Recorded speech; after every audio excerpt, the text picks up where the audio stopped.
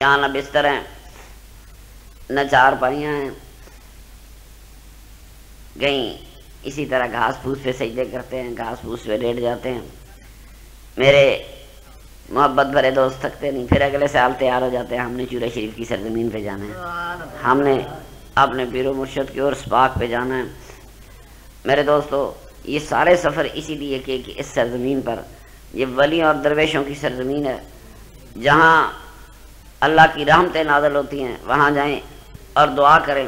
یہ طریقہ بھی ہمیں قرآن کریم نے سکھایا ہے۔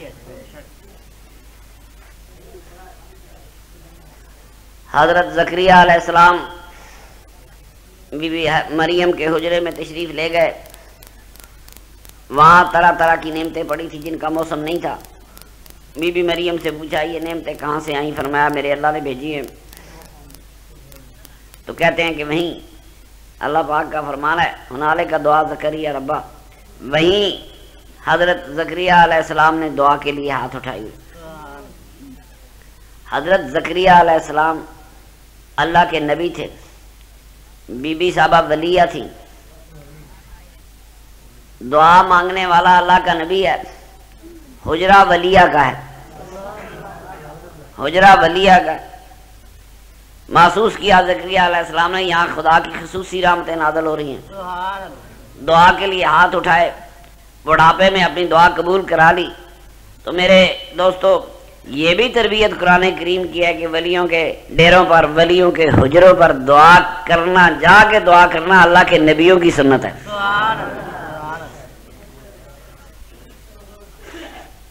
جس نیت سے میرے دوست تشریف لائے، بہت تھکے ہوئے آتے ہیں، تھکاوٹ نہیں اترتی، پھر آگے کہیں بھیج دیتا ہوں۔ اب یہ دور دور گاؤں سے مجھے یقین ہے کہ لوگ اس اندھیرے میں، وہ راستوں کے بھی واقف تو نہیں نا، وہ ان اندھیروں میں واپس جلدی آ نہیں سکتے جب تک صبح کی روشنی نہ ہو۔ جاتے وقت تو لوگ لے جاتے ہیں، واپس انہوں نے خود آنا ہے، تھوڑا سا ساتھ ساتھ انتظار کرتے رہتے ہیں۔ اللہ کریم جو جو قافلے اس سال آئے انہیں پھر آنے، میرے سمیت انہیں پھر آنے کی توفیق دے۔ انسانی زندگیوں کا کیا اعتبار ہوتا ہے، کب کسی کو موقع ملے کب کسی کو موقع نہ ملے۔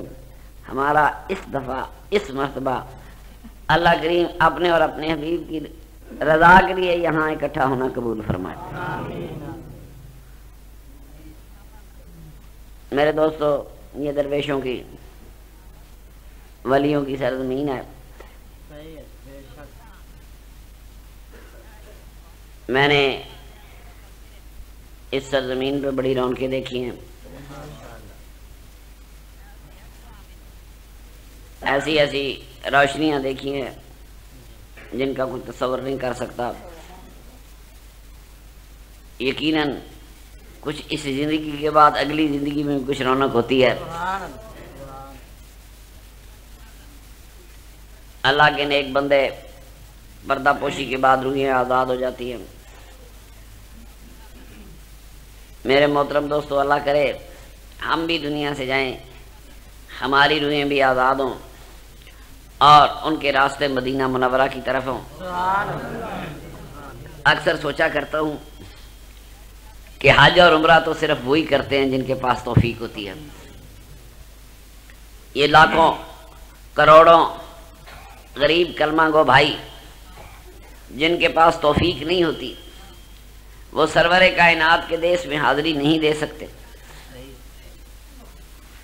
پھر یہی سوچتا ہوں کہ یقیناً وہ دنیا سے جائیں گے، میرے آقا کے در پہ حاضری دینا اور بات ہے، میرے آقا کا کسی غریب کی قدر اتر میں آنا اور بات ہے۔ ایک تو یقیناً میرے آقا اپنے غلاموں کی قبروں میں تشریف لائیں گے، دیدار ہو جائے گا۔ ضروری نہیں عمرے کے لیے جانے والے کا میرے آقا سے دیدار ہو، ضروری نہیں حج پہ جانے والے کا میرے آقا، میرے سرور کائنات کا دیدار عطا ہو۔ حج پہ جانے والے حج یاد کرتے ہیں، واپس آ جاتے ہیں، مدینہ منورہ جاتے ہیں، حاضری لگواتے ہیں، واپس آ جاتے ہیں. ضروری نہیں کہ اس سفر میں میرے آقا سرور کائنات کا دیدار ہو. سارے سفروں میں مومن کا سب سے حسین سفر موت کا سفر ہے. یہ وہ واحد سفر ہے جس میں میرے آقا کا دیدار عطا ہوتا ہے. روحیں آزاد ہو جاتی ہیں. میرے دوستو، اگر کسی روح کو آزادی ملے، آپ کو اس وقت زندگی میں آزادی دے دی جائے کہ یار تم آزاد ہو، تمہیں سارے وسائل دیے جاتے ہیں، جہاں جانا چاہتے ہو چلے جاؤ. کوئی اپنا کاروبار گجرانوالہ سے چھوڑ کے آیا ہے، کوئی اپنا کام سیالکوٹ سے چھوڑ کر آیا ہے، کوئی اپنا کام دنیا کے عبور جیلم میں چھوڑ کر آیا ہے، کوئی ملتان میں چھوڑ کے آیا ہے، کوئی فیصل آباد میں چھوڑ کے آیا ہے. اگر ایسا اختیار دیا جاتا کہ تجھے اختیار ہے، تو جہاں جانا چاہتا ہے چلا جا. مجھے امید تھی وسائل ہوتے، سیالکوٹ جانے والا سیالکوٹ نہ جاتا، پہلے مدینے جاتا. ملتان والا ملتان نہ جاتا، پہلے میرے آقا کے شہر مدینہ منورہ حرم رسول صلی اللہ علیہ وسلم میں حاضری دیتا. کسی اور شہر کا ہوتا، اگر اس کا اختیار ہوتا، پہلے وہ سرکار کے روضہ اطہر پہ حاضری دیتا، پھر اپنے وطنوں کو لوٹتا. میرے محترم دوستو، مسلمان کی اس سے بہتر چائے سی کوئی نہیں ہو سکتی. اگر انسان کی روحیں آزاد ہوگی جیسے میرے آقا نے فرمایا، تو آزاد روحیں کہیں بھی جانے سے پہلے سرور کائنات کے روضہ اطہر کا طواف ضرور کرے گی، حاضری ضرور دیں گی کہ اپنے سرکار کے روضے پہ حاضری دے دی جائے. بے شک بے شک. اس سے بہتر کسی مومن کی روح نے انگلینڈ نہیں جانا، کسی مومن کی روح نے فرانس نہیں جانا، کسی مومن کی روح نے امریکہ نہیں جانا. دوستو، یہ روحیں آزاد ہوگی، یہ حرمین شریفین کے چکر ہوں گے، روضہ اطہر کی حاضریاں ہوں گی. نہ پاسپورٹ ہوں گے، نہ ویزے ہوں گے، نہ خرچے ہوں گے. مومن کے لیے سارے راستے آسان ہوں گے کہ وہ سرور کائنات کے روضہ اطہر پہ جا کے اپنی حاضریاں دے. اللہ کریم وہ وقت ضرور لائے ہمارے خاتمے جب بھی ہوں ایمان پہ ہوں. دوستو، اکثر یہ کہا جاتا ہے کہ جی مرتے وقت کلمہ نصیب ہو. میں فقیرہ دعا کرنا جیتے جیتے کلمہ نصیب ہو. کی کہتے ہیں؟ جیتے جی کلمہ نصیب ہو. کلمہ وہی جس نے ہوش میں کلمہ پڑھا. ہر چیز ہوش کی تھی. کبھی ایسے حادثے ہو جاتے ہیں کہ کلمہ پڑھنے کا وقت ہوتا ہی نہیں، 1 سیکنڈ میں، لمحوں میں انسان ختم ہو جاتا ہے. تو اس کا یہ مطلب نہیں معاذ اللہ کہ اس نے کلمہ نہیں پڑھا. میرے دوستو، میرے آقا سرور کائنات صلی اللہ علیہ وسلم نے یہ ضرور کہا، اے اللہ تو میرا سب سے بڑا ساتھی ہے. اے اللہ کریم تو میرا سب سے بڑا ساتھی ہے. یہ حدیث بخاری شریف میں ہے، یہ حدیث مسلم شریف میں ہے. اکثر علماء سے پوچھتا ہوں کیا میرے آقا نے بھی دنیا سے جاتے وقت کلمہ پڑھا تھا؟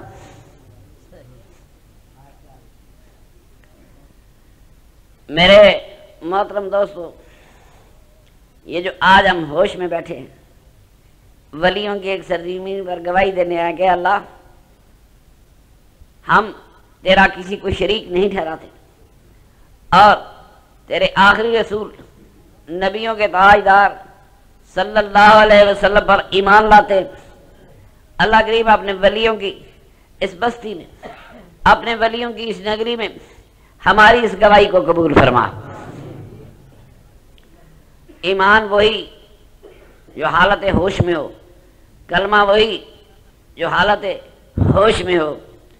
جب کبھی اہل سنت والجماعت کو موقع ملتا ہے وہ اللہ کو یاد کرتے ہیں، قرآن کریم کی تلاوت کرتے ہیں، استغفار پڑھتے ہیں، درود شریف پڑھتے ہیں، میرے آقا پہ سارے تحفے بھیجتے ہیں. اب دیکھیں دنیا کی جتنی قومیں خدا کو مانتی ہیں وہ خدا سے معافی مانگتی ہوں گی. معافی تو ہندو بھی مانگتا ہوگا، معافی عیسائی بھی مانگتا ہوگا، معافی یہودی بھی مانگتا ہوگا، خدا کی تعریف ہندو بھی کرتا ہوگا، خدا کی حمد ایک عیسائی بھی کرتا ہوگا، اللہ کی حمد ایک یہودی بھی کرتا ہوگا. یہ میں دنیا کی کتنی قومیں ہیں جو خدا کی تعریف بیان کرتی ہیں، مگر میرے دوستو اس کرۂ ارض پر صرف اہل سنت والجماعت، یہ مسلمان، یہ واحد قوت ہے جو سرور کائنات صلی اللہ علیہ وسلم کے حضور میں بارگاہ میں درود کے تحفے بھی بھیجتی ہے. اللہ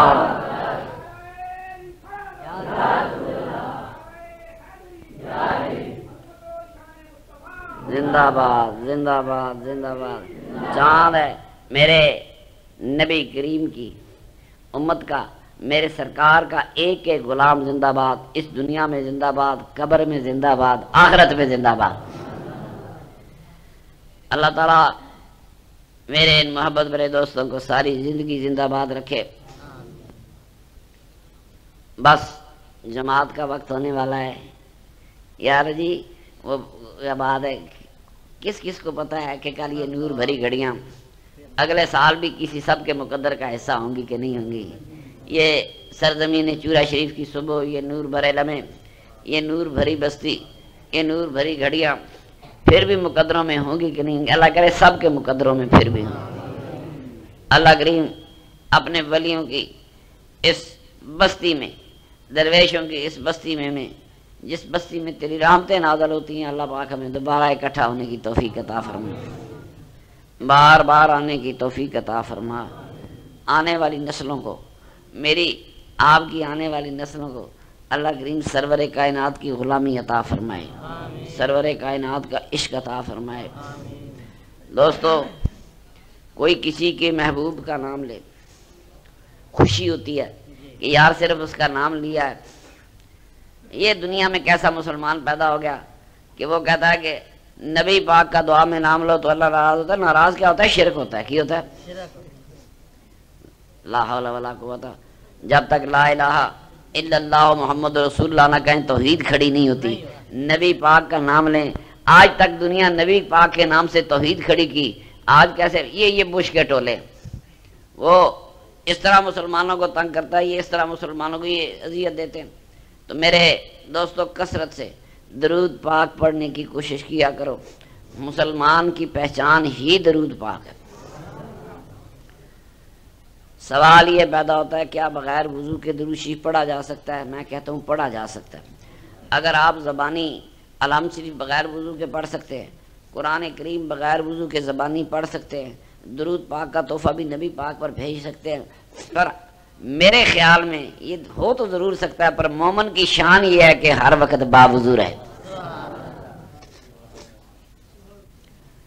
میرے نبی کریم صلی اللہ علیہ وسلم نے فرمایا جو باوضو ہو اسے موت آئے تو شہادت کی موت ہوگی، اسے حساب نہیں لیا جائے گا۔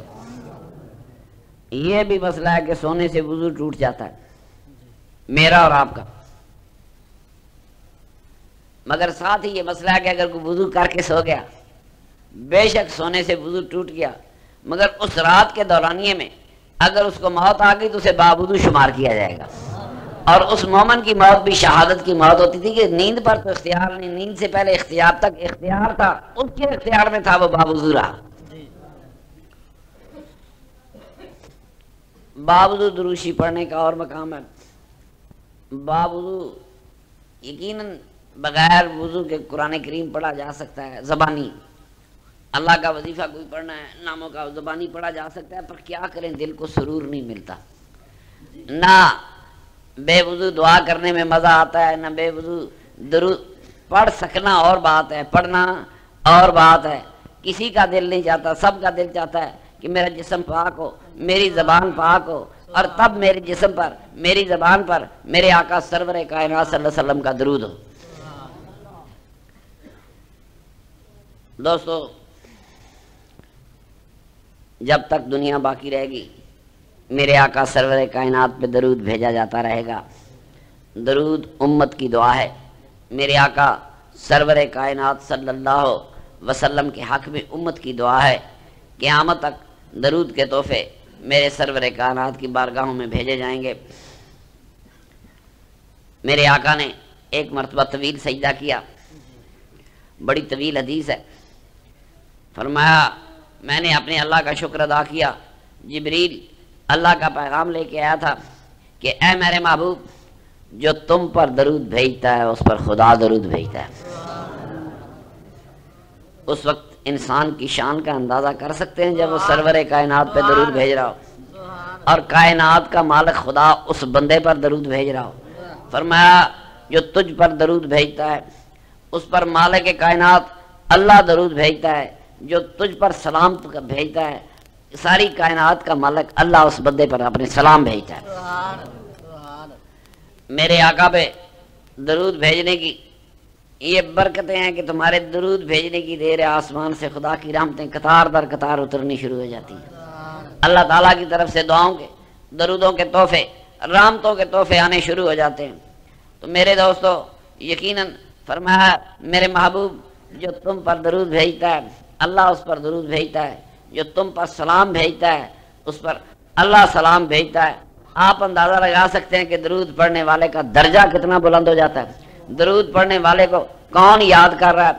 اللہ پاک ہم سب کو میرے آقا سرور کائنات صلی اللہ علیہ وسلم کی بارگاہ میں جب کبھی جسم پاکیزہ ہو، زبان پاکیزہ ہو، دل کی روح پاکیزہ ہو، اس وقت میرے آقا پہ درود پڑھنے کا مزہ آتا ہے، اس وقت درود ضرور پڑھا کریں۔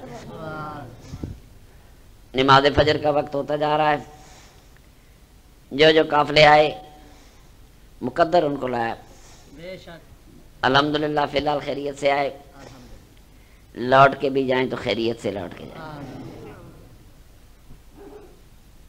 نیکی کی راہ میں جب انسان نکلتا ہے، اللہ نہ کرے کوئی تکلیف آئے بھی تو وہ تکلیف نہیں ہوتی، اس کی اپنے نیت ہوتی ہے کہ وہ نیکی کی راہ پہ نکلا ہے۔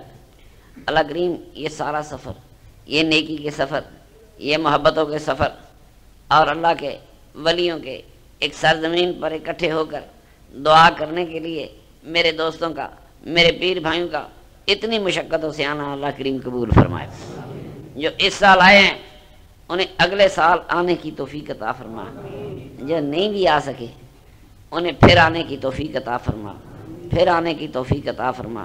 اور اللہ پاک جتنی دعائیں ہم نے اس مقدس سرزمین پر کی ہیں، اللہ کی میری، میرے دوستوں کی، میرے پیر بھائیوں کی، وہ ساری دعائیں قبول فرما۔